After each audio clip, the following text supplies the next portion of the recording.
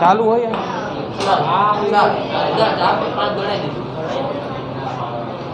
स्वाध्याय ये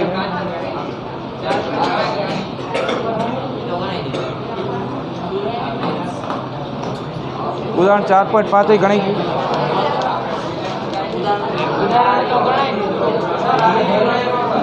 स्वाध्याय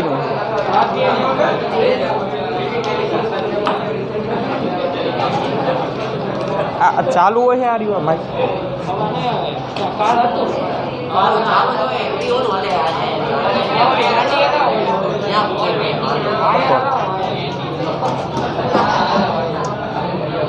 और चलो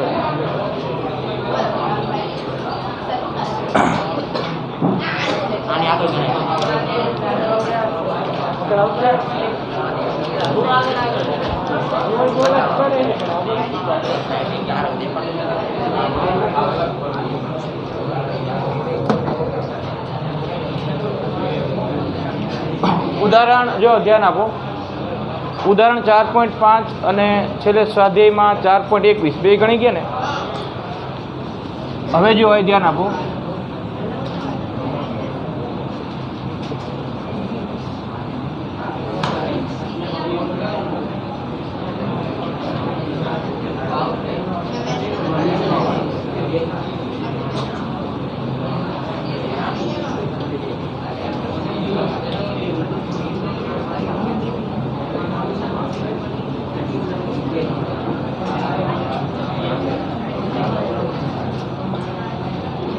जो है ध्यान आपो हवे द्विपरिमाण में अथवा समतल में सापेक्ष वेग एटले शुं बराबर। हवे सापेक्ष वेग ना आपणे तो अहींया फक्त बे सूत्रों ध्यान में राखवाना छे बराबर। ये टॉपिक अहीं लांबो नथी पण आपणे समजीए। जो तमे कोई पदार्थ गति करे छे बराबर, तमे एवुं बोलो कि आपेल पदार्थनो वेग आटलो छे बराबर। तमे रोड पर साइड में ऊभा छो, अहींयाथी एक बाइक नीकळ्युं, ए बाइकनो वेग 30 km/h है।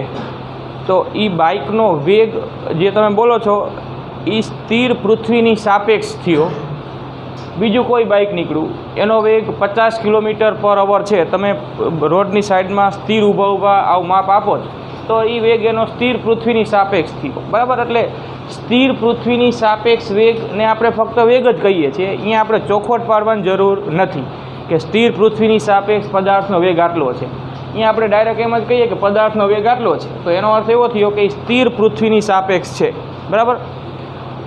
हवे तमे बाइक लईने जई रह्या छो, साइड में एक बीजू बाइक निकळे छे, तमे बाइक चलावता चलावता बीजा बाइकना वेगनुं मापन करो छो तो तमे बाइक चलावता चलावता बीजा बाइकनो वेग आटलो छे एवुं बोलो तो ई वेग जे तमे बीजा बाइकनो आप्यो ई तमारा बाइकनी सापेक्ष अथवा तो तमारी सापेक्ष वेग आप्यो। तमे अहींया स्थिर छो नहीं एटले ज्यारे बे पदार्थ गतिमां होय त्यारे एकनी सापेक्ष बीजानो वेग अने बीजानी सापेक्ष पहेलानो वेग आपणे मापीए तो ई सापेक्ष वेग थयो बराबर।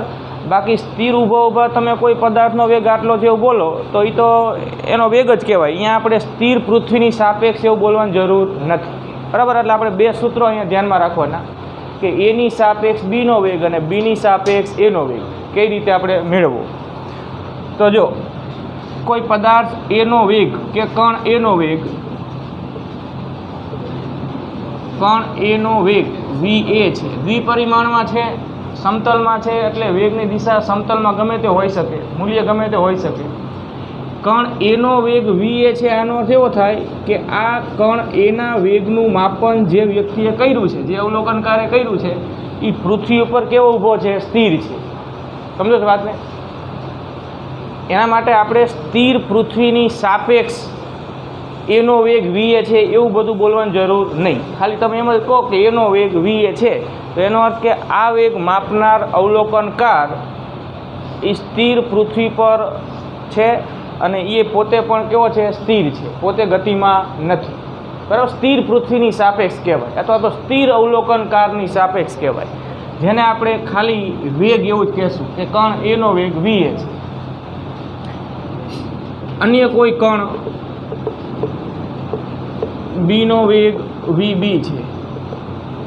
બરાબર, તો હવે કણ એની સાપેક્ષ કણ બીનો વેગ કણ બીનો વેગ એને આપણે સંજ્ઞામાં આ રીતે લખીશું, એની સાપેક્ષ બીનો વેગ VBA. બરાબર, જેની સાપેક્ષ છે એ સંજ્ઞા પછી લખવાની, જેનો વેગ છે એ સંજ્ઞા આગળ લખવાની. એની સાપેક્ષ કોનો વેગ? બીનો વેગ બરાબર બીનો વેગ માઇનસ એનો વેગ. બરાબર, આ સૂત્ર એક ધ્યાનમાં રાખો. અને એના કરતાં ઉલટું જો, કણ બીની સાપેક્ષ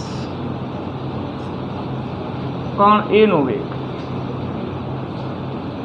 બીની સાપેક્ષ એનો વેગ, તો VAB બીની સાપેક્ષ એનો વેગ, જેની સાપેક્ષ એ સંજ્ઞા પાછળ ને જેનો વેગ એ સંજ્ઞા આગળ, બરાબર એનો વેગ માઇનસ બીનો વેગ. બરાબર, આ રીતે આપણે આ સૂત્રનો ઉપયોગ કરીશું. એની સાપેક્ષ બીનો વેગ કે બીની સાપેક્ષ એનો વેગ, આ બે વેગ આપણે જે એકાદું ઉદાહરણ લઈશું એટલે ખ્યાલ આવશે. આ બે વેગ તમે માપો તો બંનેના મૂલ્યો સરખા આવે અને બેની દિશા પરસ્પર કેવી આવે? વિરુદ્ધ આવે. એક આપણે દાખલો ગણીએ એટલે તમે સમજી શકશો. એટલે આપણે આવું લખી શકીએ જો કે VAB બીની સાપેક્ષ એનો વેગ અને એની સાપેક્ષ બીનો વેગ બંને સમાન મૂલ્યના હોય, વચમાં બરાબર મૂકો એટલે મૂલ્ય સમાન, અને વિરુદ્ધ દિશા હોય એટલે તમે કાં અહીંયા માઇનસ મૂકો કાં અહીંયા માઇનસ મૂકો. કોઈ એકની આગળ માઇનસ મૂકી દો, વચમાં બરાબર મૂકો, તો આનો અર્થ એવો થાય કે આ બંને વેગ એની સાપેક્ષ બીનો વેગ અને બીની સાપેક્ષ એનો વેગ સમાન મૂલ્યના અને પરસ્પર વિરુદ્ધ દિશામાં હોય છે. વેગ છે બરાબર, સદિશ રાશિ છે, મૂલ્ય અને દિશા બે ધ્યાનમાં લેવાના હોય. એટલે તમે મૂલ્ય મેળવો તો સરખા આવે, દિશા બેની પરસ્પર કેવી આવે? વિરુદ્ધ આવે. એટલે મૂલ્ય માત્ર લખવું હોય તો આમ લખાય કે માન સદિશ AB બીની સાપેક્ષ એના વેગનું મૂલ્ય બરાબર એની સાપેક્ષ બીના વેગનું મૂલ્ય સરખા થાય, દિશા પરસ્પર વિરુદ્ધ થાય. આટલું તમારે ધ્યાનમાં રાખવાનું છે. અને આ જે સમજવા માટે આપણે વાત કરીએ થોડીક, જો આ બાઇકની જે વાત કરી ને બરાબર, જો એક બાઇકને A નામ આપી દો અને બીજા બાઇકને B નામ આપી દો, અને તમે અવલોકનકાર છો, અહીંયા ઊભા છો, પૃથ્વી પર કેવા ઊભા છો? સ્થિર. અહીંથી બાઇક A નીકળ્યું, વેગ માપ્યો VA છે, કોઈ આંકડો વિચારી લેવાય. બીજું બાઇક નીકળ્યું, વેગ માપ્યો એનો VB છે. તો તમે VA અને VB જે માપ્યા એ પૃથ્વી પર સ્થિર ઊભા માપ્યા છે, એ આ વેગ. બરાબર, આપણે એનો સ્થિર પૃથ્વીની સાપેક્ષ વેગ VA છે એવું આખું લખવાની જરૂર નહીં, ખાલી વેગ VA એવું કહી દેવાનું. બીનો સ્થિર પૃથ્વીની સાપેક્ષ વેગ VB છે એવું આખું નહીં લખવાનું. બીનો વેગ VB છે, એ સ્થિર ઊભા માપેલા વેગ થયા. બરાબર, એની સાપેક્ષ બીનો વેગનો અર્થ શું થયો કે હવે જે એ બાઇક છે ને એની ઉપર એક અવલોકનકાર બેઠો છે. બાઇક A, આમ વિચારો લો, એક બાઇક છે અને એની પાછળ એક અવલોકનકાર બેઠો છે. બાઇક B છે, બંને ગતિ કરે છે. આમ હવે બાઇક Aમાં જે અવલોકનકાર બેઠો છે એ એમાં બેઠેલો અવલોકનકાર કે વ્યક્તિ બાઇક Bનો વેગ માપે તો એ એની સાપેક્ષ કોનો વેગ થયો? Bનો વેગ. કેમ કે અવલોકનકાર એ ક્યાં છે? A પર છે. એટલે A પર બેઠા એ બાઇક પર બેઠા એ B બાઇકનો વેગ માપે તો એ એની સાપેક્ષ કોનો વેગ થયો? Bનો વેગ. એ આ રહ્યું, એ આવી રીતે મળે, બીનો વેગ માઇનસ એનો વેગ. આ ખબર હોવી જોઈએ આપણને. અને એવી જ રીતે એના કરતાં ઉલટું કે બાઇક B પર અવલોકનકાર બેઠો છે અને B પર બેઠેલો અવલોકનકાર કોનો વેગ માપે છે? બાઇક Aનો. તો એ Bની સાપેક્ષ કોનો વેગ થયો? એનો વેગ. બરાબર, તો એ આવી રીતે મળે. એના માટે આપણને બેના સ્થિર પૃથ્વીની સાપેક્ષ વેગ કે બેના વેગ ખબર હોવી જોઈએ. આ સમજો, આપણે એક ઉદાહરણ લઈએ. જો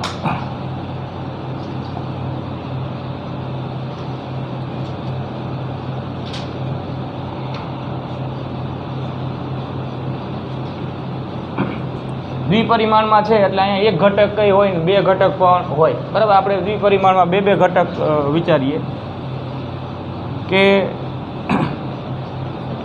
કાર એ, બાઇક એ કે કાર એ, જે પણ લખો, કાર એ ઉત્તર દિશામાં 4i કેરેટ પ્લસ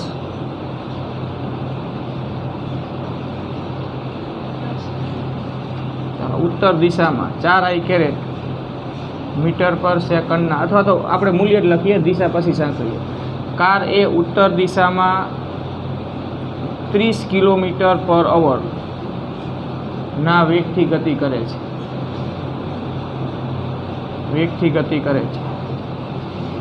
કાર બી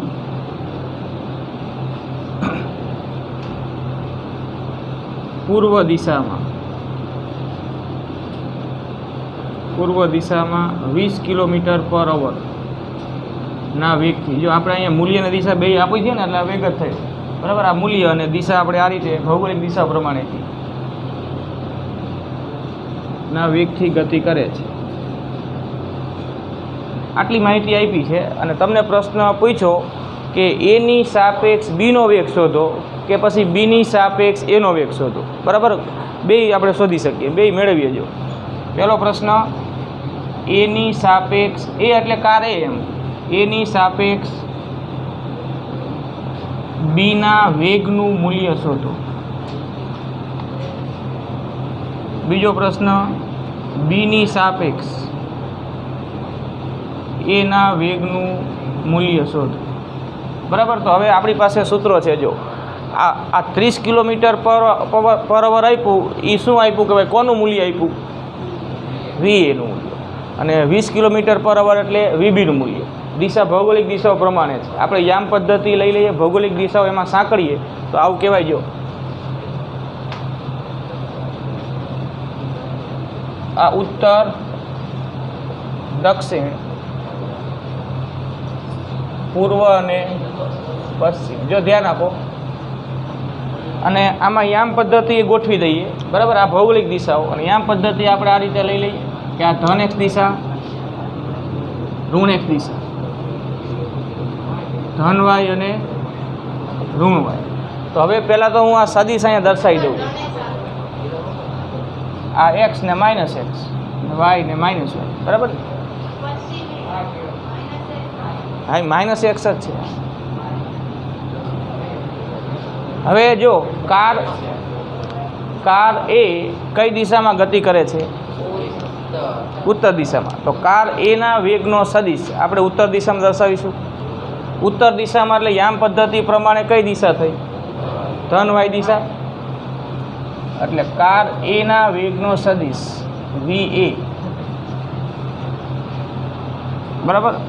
અને VA નું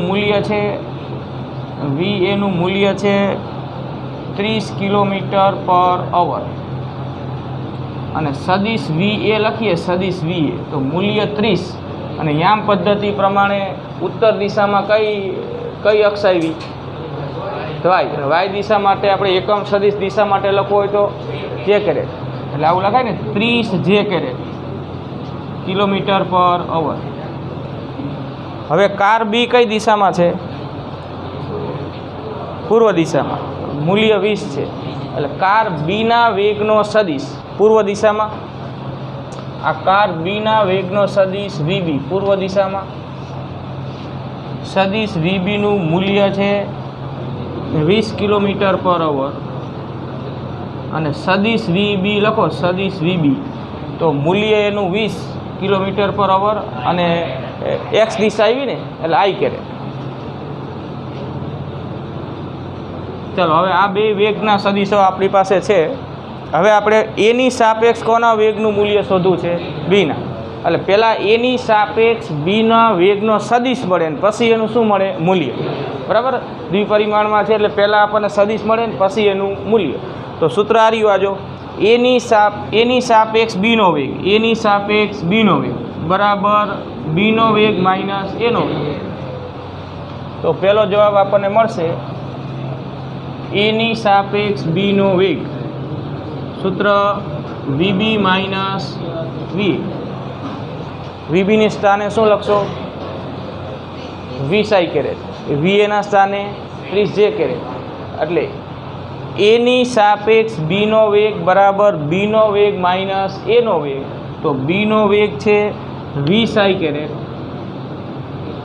માઇનસ એનો વેગ છે 30 J કેરેટ. તો આજે આપણને મળ્યું ને 20 I caret minus 30 J carat, એ આપણને મળ્યું એની સાપેક્ષ બીના વેગનો સદિશ. અને આપણને પ્રશ્નમાં એનું શું શોધવાનું કીધું? મૂલ્ય. એટલે હજી આ જવાબ ન કહેવાય ને, હજી આનું શું શોધવાનું? મૂલ્ય. તો મૂલ્ય શોધવાની તો દર વખતે એક જ વાત, ઘટક સ્વરૂપે જે સદિશ મળે આનો x ઘટક 20 કહેવાય ને y ઘટક માઇનસ 30 કહેવાય. તો આનું મૂલ્ય માન સદિશ VBA બરાબર √ 20 નો વર્ગ પ્લસ માઇનસ 30 નો વર્ગ. તો બસ આ જવાબ આવે. બરાબર.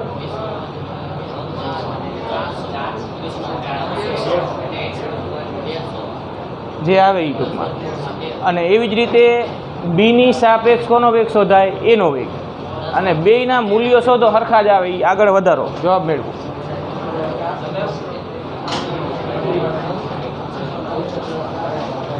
ચારસો અને 900.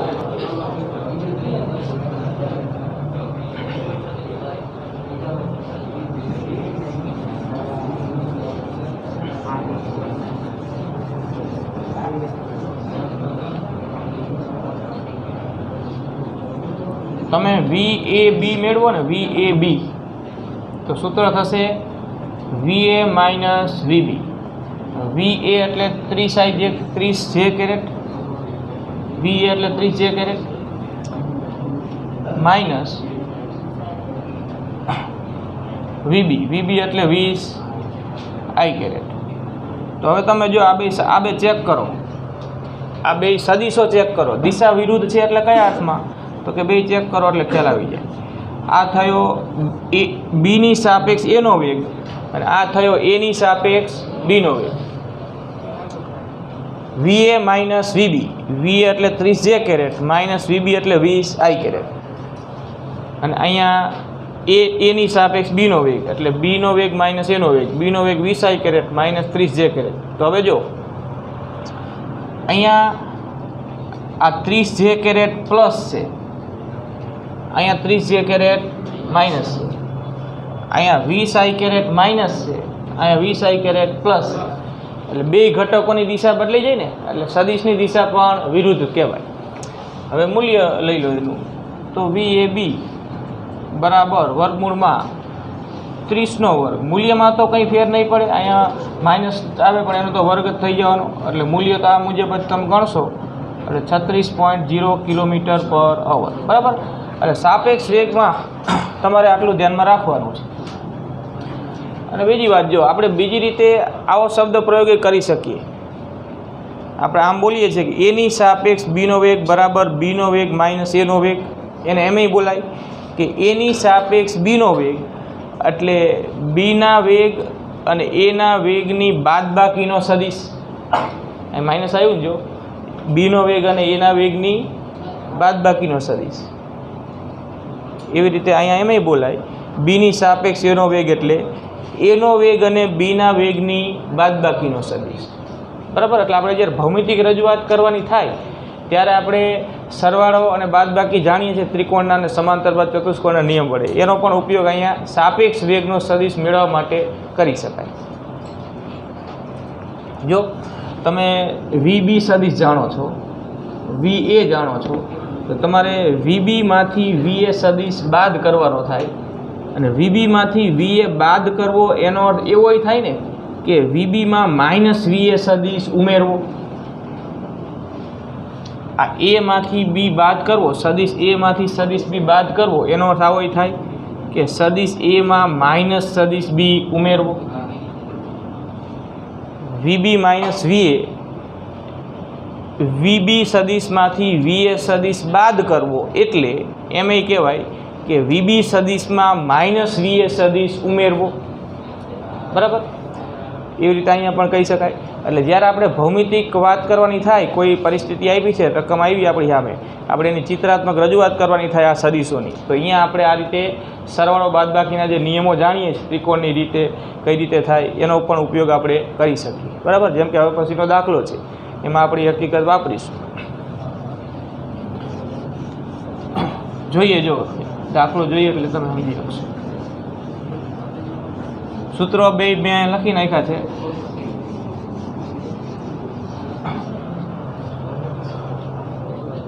જો રકમ જુઓ બુકમાં, ઉદાહરણ 4.6.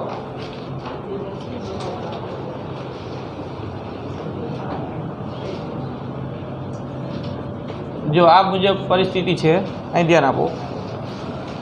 વરસાદ શિરોલમ દિશામાં 35 મીટર પર સેકન્ડના વેગથી પડે છે. બરાબર. એટલે વરસાદના વેગનો સદિશ, વરસાદના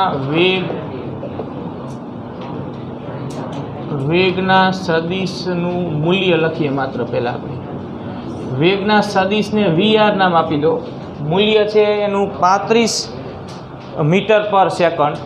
અને કઈ દિશામાં? તો કે શિરોલંબ અધો દિશામાં. બરાબર. વરસાદના વેગનો સદિશ પૃથ્વીની સપાટીને લંબ આમ અધો દિશામાં.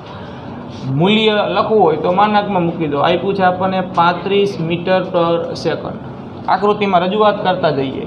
વરસાદના વેગનો સદિશ, આ પૃથ્વીની સપાટી દર્શાવી દો. તો વરસાદના વેગનો સદિશની દિશા પૃથ્વીની સપાટીને લંબ અધો દિશા. ચિત્રાત્મક રજૂઆત આ રીતે થાય. આ લંબાઈ છે એ કેટલું મૂલ્ય સૂચવશે? 35. શરૂઆતની વાત છે. બરાબર. અને આને આપણે સદિશ વીઆર કહી દઈએ. બરાબર. તો દિશા પૃથ્વીની સપાટીને લંબ અધો દિશા. આ વરસાદના વેગનો સદિશ. વરસાદ શિરોલંબ અધો દિશામાં પડી રહ્યો છે કોઈ જગ્યા પર, અને હવે અહીંયા એક મહિલા પૂર્વથી પશ્ચિમ દિશામાં, એટલે આપણે બે ભૌગોલિક દિશાઓની વાત હોય ને, એટલે અહીંયા ઉત્તર દક્ષિણ કીધી હોય તોય પણ, કે પૂર્વ પશ્ચિમ કીધી હોય તોય પણ, તમે અહીંયા પૃથ્વીની સપાટીને કેવી દર્શાવશો? સમાંતર. ભૌગોલિક દિશાઓ અહીંયા ઊભા હું એમ બોલું કે પૂર્વ પશ્ચિમ કે ઉત્તર દક્ષિણ, તો એ દિશાઓ તો પૃથ્વીની સપાટીને કેવી થઈ? જો ધ્યાન આપો. અહીંયા હું અહીંયા ઊભો છું, પૃથ્વીની આ સપાટી, અહીંયા વરસાદ પડી રહ્યો છે. વરસાદના વેગનો સદિશ આમ છે. બરાબર. વરસાદના વેગનો સદિશ આપણે દોર્યો. હવે અહીંયા ઊભા આમ પૂર્વ પશ્ચિમ દિશા કે ઉત્તર દક્ષિણ દિશા, જે પણ કંઈ પૂર્વ પશ્ચિમ કે ઉત્તર દક્ષિણ ભૌગોલિક દિશાઓ આપણે આમ દર્શાવી હોય, તો એ દિશાઓ જે આવે, કોઈ પણ ભૌગોલિક દિશા, પૂર્વ કે પશ્ચિમ કે ઉત્તર કે દક્ષિણ, એ દિશા પૃથ્વીની સપાટીને કેવી થઈ? સમાંતર.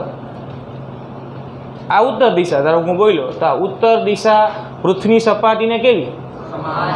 બરાબર. એવી રીતે દક્ષિણ કે પૂર્વ કે પશ્ચિમ પૃથ્વીની સપાટીને સમાંતર. તો હવે તમે જવાબ આપો કે વરસાદના વેગનો સદિશ અને આ જે મહિલા સાયકલ ચલાવે છે પૂર્વથી પશ્ચિમ દિશામાં, એના સાયકલના વેગનો સદિશ, એ બે સદિશો પરસ્પર કેવા થાય? લંબ થાય.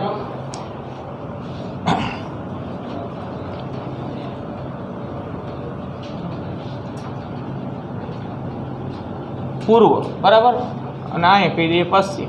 તો પૂર્વ પશ્ચિમ દિશા તો પૃથ્વીની સપાટીને સમાંતર, અને મહિલાની સાયકલના વેગનો સદિશ અહીંયામાં રજૂ કરવો છે, જ્યાંથી વરસાદના વેગનો સદિશ દોર્યો ત્યાંથી. તો સાયકલના વેગનો સદિશ આ બિંદુ પરથી જ દોરવો હોય તો કઈ બાજુ દોરવાનો થાય? આપણને કઈ બાજુ સાયકલના વેગની વાત કરી છે? પૂર્વથી પશ્ચિમ. એટલે આ પૂર્વથી પશ્ચિમ દિશામાં સાયકલના વેગનો સદિશ VB કહી દો. બરાબર. આ બે સદિશો પરસ્પર કેવા? લંબ. હવે પ્રશ્ન શું છે? જો તો કે અહીંયા વરસાદથી બચવા એ મહિલાએ એના હાથમાં જે છત્રી છે, સાયકલ ચલાવતા હાથમાં છત્રી રાખી છે, અને વરસાદ પડી રહ્યો છે, એ પૂર્વથી પશ્ચિમ દિશામાં સાયકલ ચલાવે છે. એને વરસાદથી બચવા સાયકલ ચલાવતા છત્રી કેવી રીતે રાખવી જોઈએ? શિરોલંબ સાથે કેટલા ખૂણે, કઈ બાજુ નમાવીને રાખવી જોઈએ? આવો પ્રશ્ન છે. તો હવે ગણીએ. જો અહીં ધ્યાન આપો.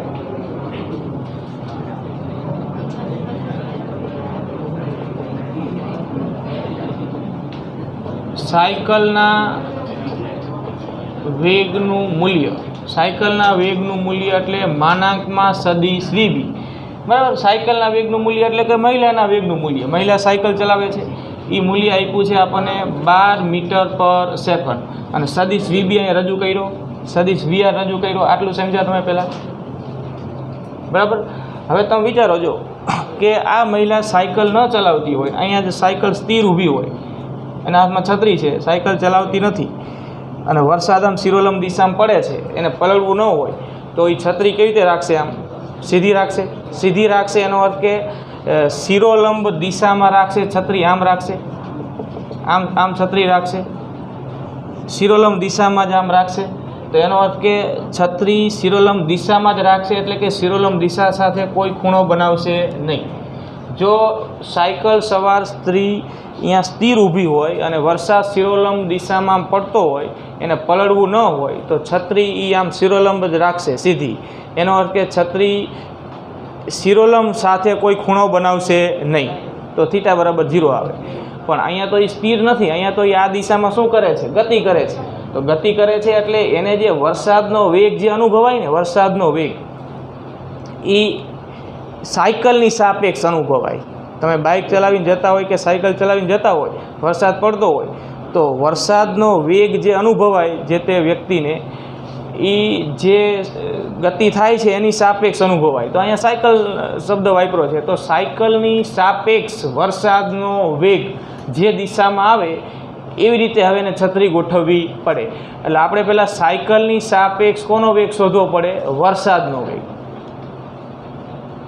સમજો થાકી વાત, બે ગતિ છે ને, વરસાદની ગતિ, વરસાદનો વેગ છે, અને સાયકલની પણ ગતિ, એની વેગ છે. એટલે સાપેક્ષ વેગનું કોન્સેપ્ટ અહીંયા લાગુ પડે કે સ્ત્રીને સાયકલની સાપેક્ષ વરસાદનો વેગ અનુભવાય, તો પહેલાં આપણે સાયકલની સાપેક્ષ કયો વેગ શોધવો પડશે? વરસાદનો વેગ. સમજો થાકી વાત, આ આપણે ગણ્યું, બરાબર. એની સાપેક્ષ બીનો વેગ, કે બીની સાપેક્ષ એનો વેગ. એવી જ રીતે સાયકલની સાપેક્ષ કોનો વેગ? વરસાદનો વેગ. જે મળે એ વેગ સાયકલ ચલાવનાર સ્ત્રીને અનુભવાય. સાયકલની સાપેક્ષ વરસાદનો વેગ. જો સાયકલ સ્થિર હોય તો સાયકલની સાપેક્ષ વરસાદનો વેગ એટલે વરસાદનો વેગ જ કહેવાય, વીઆર જ. કેમ કે આ તો છે નહીં. પણ સાયકલ ગતિમાં હોય તો સાયકલની સાપેક્ષ વરસાદનો વેગ એ મૂળ વરસાદના વેગ જેટલો હોય નહીં. એ આપણે મેળવી લઈએ, આકૃતિમાં પણ મેળવીએ અને એનું મૂલ્ય પણ મેળવી શકાય. અને સાયકલની સાપેક્ષ વરસાદનો વેગ જે દિશામાં આવે ને એવી રીતે એને પલળવું ન હોય તો છત્રી ગોઠવવી પડે.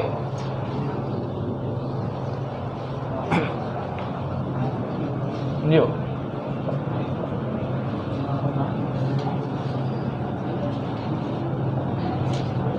સાયકલની સાપેક્ષ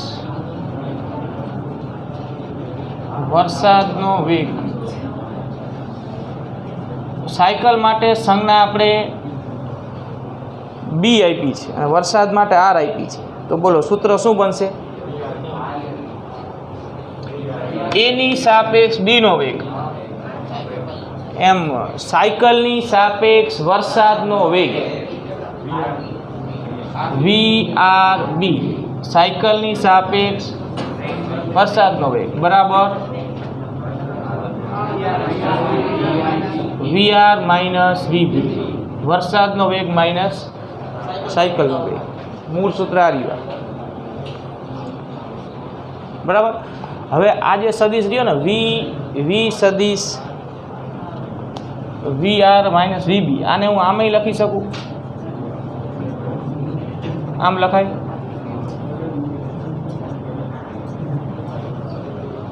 લખાય ને આ રીતે VR અને VB ની બાદબાકીનો સદિશ, કે પછી VR અને માઇનસ VB નો સરવાળાનો સદિશ. તો આપણી પાસે અહીંયા બે સદિશો છે, આકૃતિમાં દર્શાવીએ. આપણે દિશા શોધવાની છે ને, એની એ દિશા અહીંયા દર્શાવવાની છે. તો આ સદિશ VR છે અને આ સદિશ VB છે, બરાબર. તો હવે મારે સદિશ VR અને માઇનસ સદિશ VB ના સરવાળાનો સદિશ જોઈએ છે, જેને જ કહેવાય સાયકલની સાપેક્ષ વરસાદનો વેગ. સમજ્યા આટલી વાત? અહીંયા સુધીની વાતમાં સમજ્યા શું કહે છે આ? થોડું પ્રેક્ટિકલી વિચારો. જો અહીંયા તમે જ વિચારો, નીચે ઊભા છો, આમ નીચે વરસાદ ચાલુ થઈ ગયો, વરસાદ આમ સીધો પડે છે, બરાબર. તમે ઊભા છો, તમારા હાથમાં છત્રી છે, તમારો કોઈ વેગ નથી, વરસાદનો વેગ છે, અને તમારા હાથમાં છત્રી છે, અને તમારે પલળવું ન હોય, વરસાદ એકદમ આમ સીધો પડતો હોય, તો તમે છત્રી તો આમ રાખશો ને, આમ રાખશો. તો એનો અર્થ કે છત્રી તમે શિરોલંબ રાખી કહેવાય. શિરોલંબનો અર્થ સમજો ને, શિરોલંબ એટલે પૃથ્વીની સપાટીને લંબ, આમ છત્રી રાખી, બરાબર. એટલે છત્રી શિરોલંબ રાખવી પડે. એનો અર્થ કે છત્રી શિરોલંબ દિશા સાથે કોઈ ખૂણો બનાવે નહીં, જો અહીંયા તમે સ્થિર ઊભા હોય તો. પણ હવે પ્રશ્ન એ છે કે તમે સ્થિર ઊભા નથી, તમારા હાથમાં છત્રી છે અને તમારે કંઈક કામ પડ્યું, અચાનક દોડવું પડ્યું. અહીંયા ઊભા હતા તમે, બરાબર, અને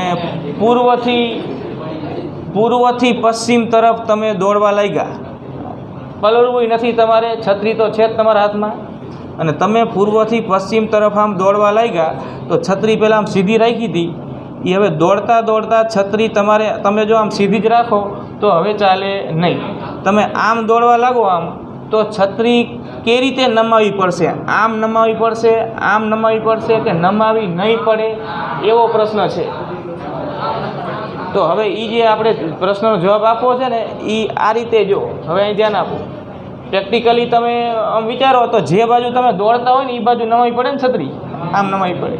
તો એ હકીકત અહીંયા શોધવાની છે. આમ નમાવી પડે, કેટલા ખૂણે નમાવી પડે, આ મૂલ્યો પ્રમાણે એ દિશા મળે આપણને. સમજે ને હું પ્રશ્ન છે. હવે જો અહીં ધ્યાન આપો, કઈ બાજુ નમાવી પડે?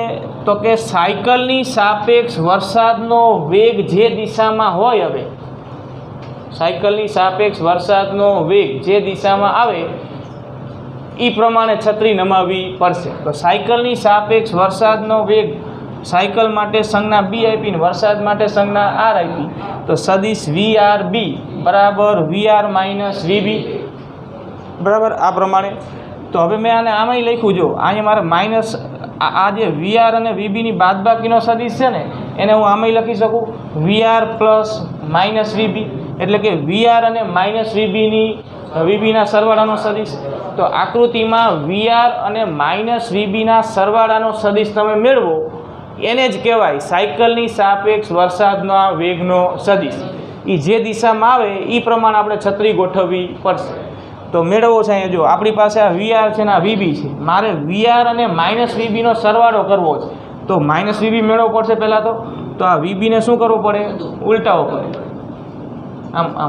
આને આમ ઉલટાવી દો, દિશા ઉલટાવી દો, એટલે આ વીબી તો આ દિશામાં એટલા જ મૂલ્યનો આવે એ માઇનસ વીબી.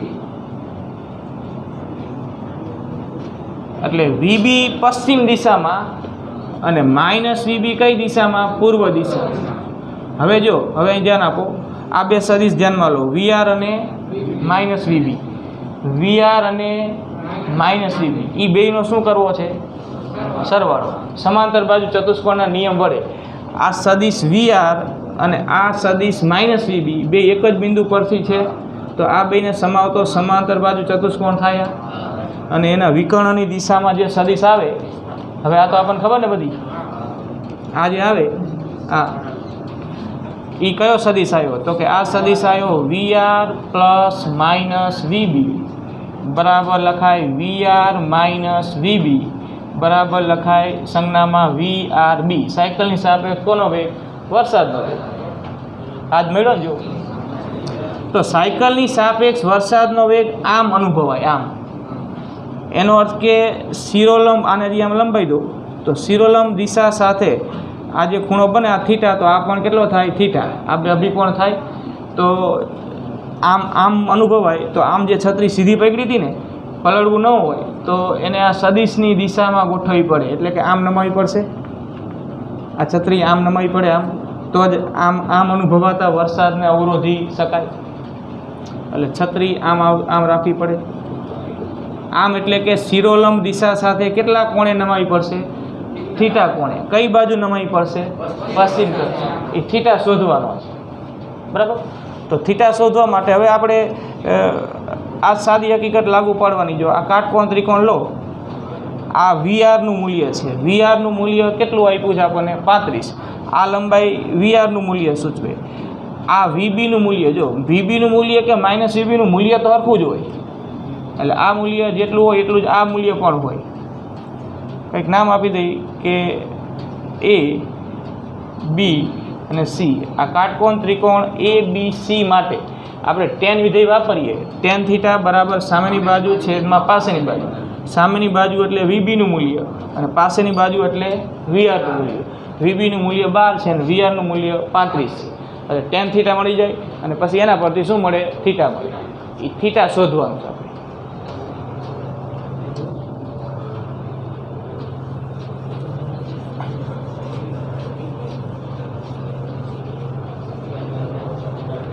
કહેવાનો અર્થ એવો છે કે સાયકલ સવાર સ્ત્રી જ્યારે પૂર્વથી પશ્ચિમ દિશામાં ગતિ કરે ત્યારે એને વરસાદનો વેગ આમ અનુભવાય. આમ અનુભવાય તો છત્રી એને એમ રાખવી પડે ને, એ બાજુ સ્થિર હોય તો આમ અનુભવાય, તો છત્રી સીધી રાખી હતી. તો આકૃતિ પરથી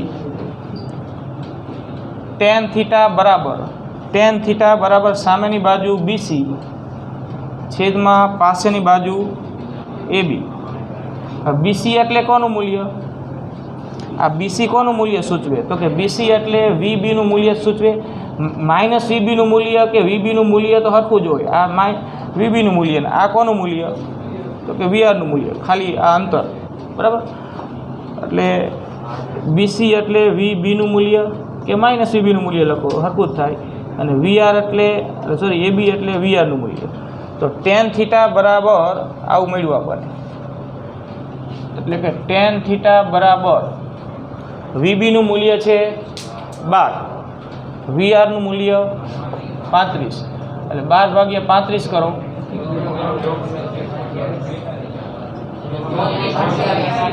34. એક જણા બોલો. 34 28. પછી કોષ્ટકમાં જુઓ એ ખૂણો કેટલો આવે, નજીકનો અંશ લખવાનો. બરાબર? જો ઓલા કોષ્ટકમાં જુઓ એકદમ નિષ્ક્રિય ના બેસી રહેશો. tan થીટા બરાબર 0.3428. તો નેચરલ ટેન્જેન્ટમાં આટલા અંક માટે ખૂણો કેટલો? 19. નજીકનું પૂર્ણાંક લખો 19. તો આ ખૂણો 19 મળ્યો. જો આ ખૂણો 19 મળ્યો. એટલે આપણે જવાબમાં હવે એવું લખવું પડે છે એટલે શબ્દોમાં કે પલળવું ન હોય તો છત્રીને શિરોલંબ સાથે પશ્ચિમ તરફ કેટલા કોણે નમાવી પડે? 19 પશ્ચિમ તરફ. બરાબર? માટે છત્રીને શિરોલંબ સાથે પશ્ચિમ તરફ 19 કોણે નમાવવી પડે. બરાબર? હવે મૂલ્ય આપણને પૂછ્યું નથી પણ એ શોધી નાખીએ. જો આપણે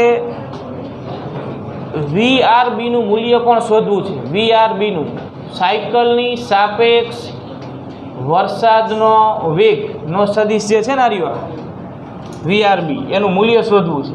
તો મૂલ્ય શોધવા માટે આપણે ડાયરેક્ટ આ ત્રિકોણ લઈને જ શોધી શકીએ. જો કે આ મૂલ્ય વીબીનું મૂલ્ય, આ વીબીનું, આ વીઆરનું, તો પછી એસી જે અંતર આવ્યું ને, એસીની લંબાઈ જે આવે એ કોનું મૂલ્ય કહેવાય? વીઆરબીનું. બરાબર? તો આકૃતિ પરથી આપેલ કાટકોણ ત્રિકોણ માટે પાયથાગોરસનો પ્રમેય વાપરો. કર્ણનો વર્ગ બરાબર 2 બાજુના વર્ગનો સરવાળો. એટલે કર્ણ છે એ જ અહીંયા વીઆરબીનું મૂલ્ય કહેવાય. તો શોધી નાખો. જોઈએ આગળ કેટલું આવે. આકૃતિ પરથી AC² બરાબર AB² પ્લસ BC². બરાબર? પાયથાગોરસના પ્રમેય પ્રમાણે લખ્યું. હવે AC² વર્ગમૂળ લઈ લો તો AC, આ AC એટલે જ શું? તો કે AC એટલે આ સદિશ વીઆરબીનું મૂલ્ય, આ લંબાઈ સદિશ વીઆરબીનું મૂલ્ય આપે.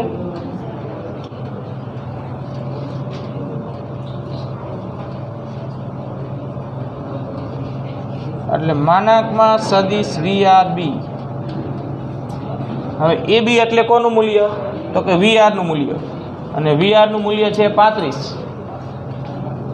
લખો જો માનાંકમાં સદિશ VR, અથવા ખાલી VR લખો.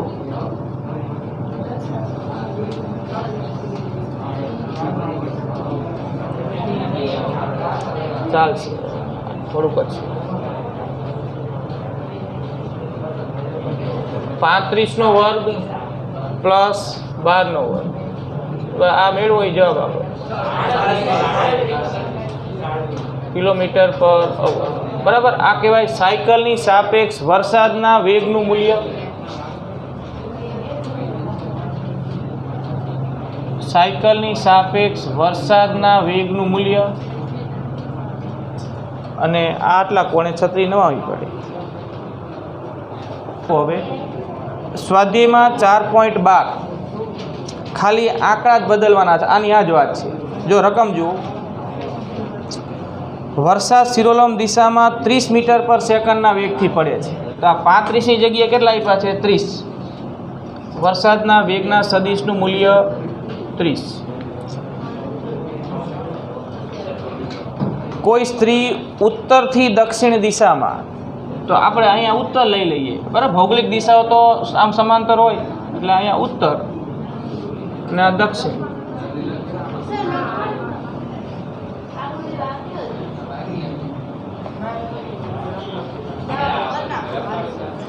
ખાલી ગણવાનો તમારે છે, પછી ખાલી જોઈ લો, આગળ પૂરું કરી નાખજો. પછી આંકડા જ બદલવાના છે. આ સ્ટેપ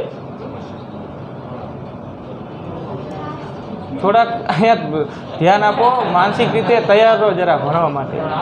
જો ફેર શું છે એ જુઓ, એટલે તમે એકને એક જેવો દાખલો હોય એટલે બીજો ગણી શકાય ને. તમે સાથે ટ્રાય કરી શકો ને. રકમ જુઓ તમે, રકમ જુઓ. અત્યારે દાખલો ગણ્યો અને આ જે છે એ રકમ જુઓ એટલે ખ્યાલ આવે કે અહીંયા વરસાદ શિરોલમ દિશામાં, વરસાદ શિરોલમ દિશામાં 35ની જગ્યાએ કેટલું છે? 30. એટલે અહીંયા 30 આવશે. બાકી એ જ પદ્ધતિ, ક્યાંય આંકડો ફેરવાનો નથી. અને હા, એટલે હવે સાયકલ સવાર છે એ ઉત્તરથી કઈ દિશામાં? દક્ષિણ દિશામાં. કેટલા વેગથી ગતિ કરે છે? 10. એટલે આ 12 હતા પહેલામાં, એની જગ્યાએ અહીંયા કેટલા છે? 10. સાયકલ સવારના વેગનું મૂલ્ય. ઉત્તરથી કઈ બાજુ? દક્ષિણ. તો આ ઉત્તર લઈ લીધું ને આ દક્ષિણ. ભૌગોલિક દિશાઓ તો ઉત્તર દક્ષિણ કીધી હોય કે પૂર્વ પશ્ચિમ કીધી હોય, એ તો પૃથ્વીની સપાટીને સમાંતર જ હોય. આ સદિશ VRનું મૂલ્ય 30, VBનું મૂલ્ય 10. VBની વિરુદ્ધ દિશામાંનો સદિશ -VB. આ જ વાત, કંઈ ફેર નહીં. બરાબર. પ્રશ્ન એ જ કર્યો છે કે અહીંયા અમને પલળવું ન હોય તો છત્રી કઈ રીતે રાખવી જોઈએ, થીટા શોધવાનું. અને આ સાપેક્ષ વેગ, સાયકલની સાપેક્ષ વરસાદનો વેગ શોધવાનો. તો આ જ સ્ટેપમાં ફક્ત જ્યાં 35 હતા ને અહીંયા કેટલા આવશે? 30 આવશે. જ્યાં 12 હતા અહીંયા 10 આવશે. તો ગણી નાખો જોઈએ તમારે, પૂરું તમારે કરવાનું.